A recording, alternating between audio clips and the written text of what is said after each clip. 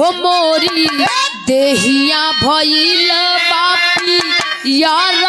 रदी हो मोरी देहिया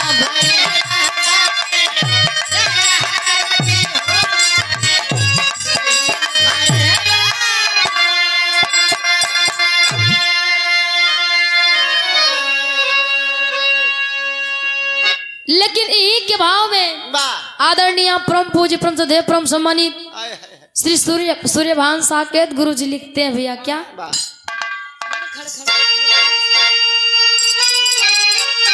अरे सफाई जिला इटावा के अरे सफाई जिला इटावा के अरे जान नेताजी हो रहला यादो खाना दानावा के सान नेताजी हो रहला यादो खाना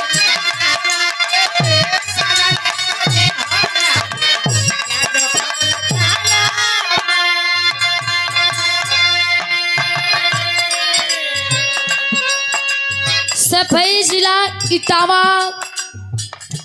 गांव के राला जान नेताजी बाबूजी सफाई जिला इटावा में स्वर्गीय बाबूजी धरती पुत्र मुलायम सिंह के जन्म हुआ लेकिन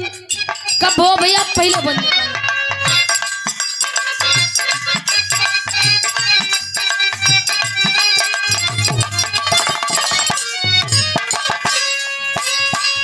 बाईस नवंबर 1939 का दिन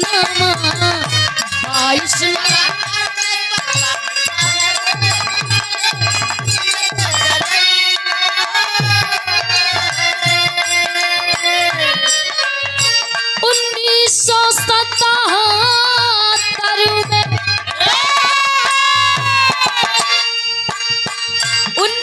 1977 से कायम पहचान छोड़ी पालवानी राजनीतिया में अइला अब बाघ का गणेश के धीरे से जरैला 1977 से कायम पहचान नेताजी राला देशवा के शान नेताजी धन्य हमारे गरीबों के मसीहा गरीबों के भगवान गरीबों के दाता धरती पुत्र मुलायम सिंह बाबूजी नेता सिर्फ दुई जने के नाम के आगे लगा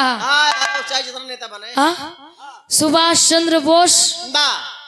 उनके नाम के आगे नेता लगा कि तो धरती पुत्र मुलायम सिंह बाबूजी के नाम के आगे नेता लगा नहीं तो लगावे वाले तमाम लोग फालतू में लगा लेता है काम होना चाहिए अगले बंद में कहना भैया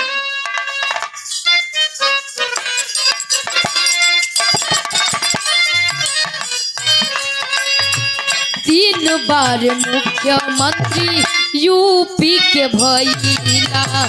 3 बार मुख्य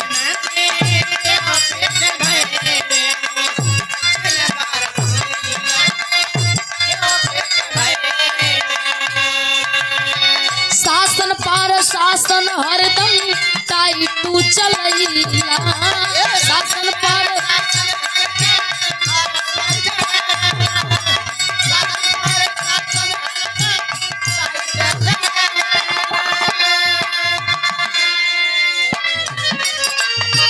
हंसत रहल के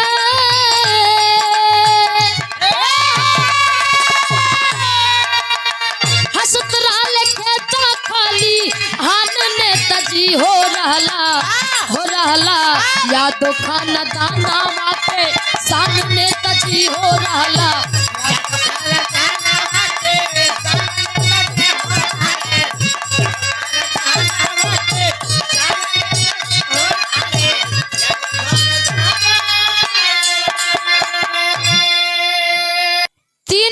मुख्यमंत्री देशवा के भैला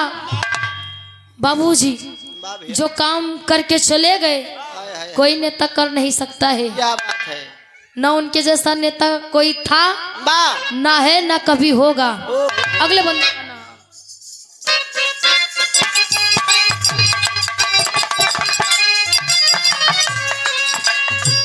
दस या अक्टूबर 22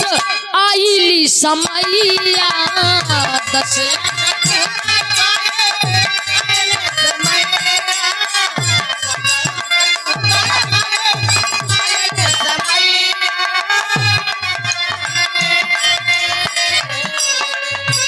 जग से रवाना भइले पिछड़ो के खेवैया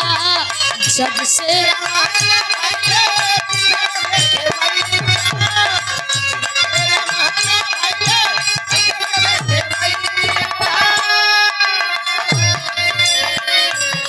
अरे यशुआ ढारे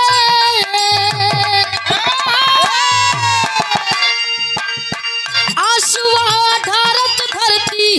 आसमान आसुआ ढारत बाटे आसमान नेताजी हो रहला या तो खाना खाना के सामने नेताजी हो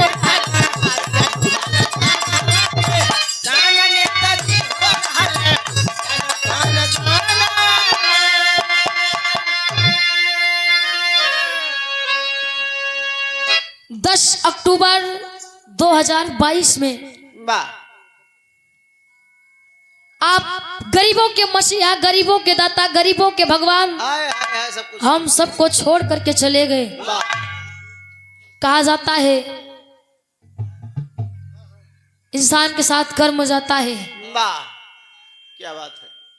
जो हमारे नेताजी हम गरीबों के लिए करके चले गए कोई कर नहीं सकता है। जो हक अधिकार मिला है सब स्वर्गीय धरती पुत्र मुलायम सिंह बाबूजी के देन बा।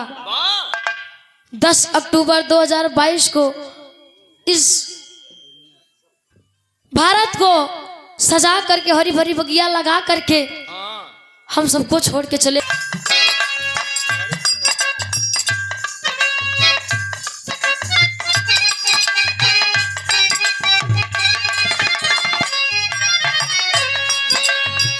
रामन बिहारी ब्रिज लाल का घराना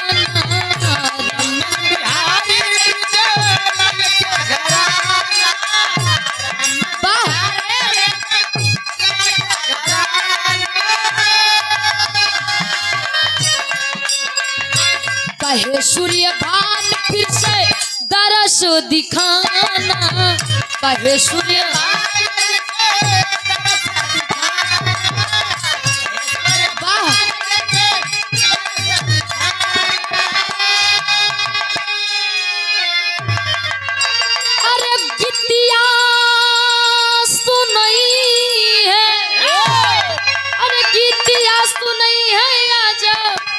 अरे मुस्कान नेताजी हो रहला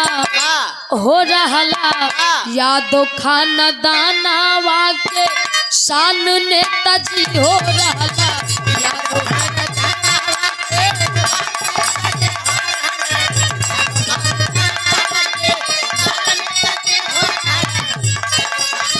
हो रहला यादो खानदानवा के शान नेताजी हो